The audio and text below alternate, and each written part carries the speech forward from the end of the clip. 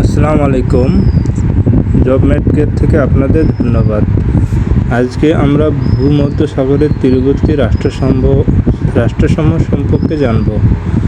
যেমন ভূমধ্যসাগরের তীরবর্তী রাষ্ট্রসমূহ এশিয়ার মধ্যে পড়ছে সিরিয়া, লেবানন, ইসরায়েল এবং সাইপ্রাস।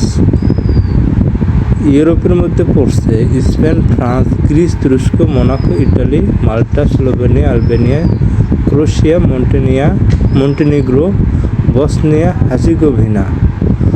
আর আপনার আফ্রিকার মধ্যে পড়ছে মিশর, লিবিয়া, তিউনিসিয়া, আলজেরিয়া, মরক্কো। এগুলো হচ্ছে ভূমধ্যসাগরের তীরবর্তী দেশ।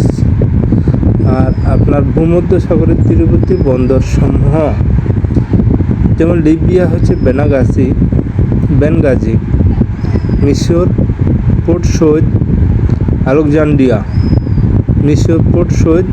Alexandria, Italy Naples, Venice, Genoa, Israel Haifa, তুরস্ক ইস্কান্দারুন, ফ্রান্স মার্সিলিস, সিরিয়া লাটকিয়া। তাহলে এটা ছিল কি ভূমধ্যসাগরের তীরবর্তী রাষ্ট্রসমূহ। ধন্যবাদ আপনাদের।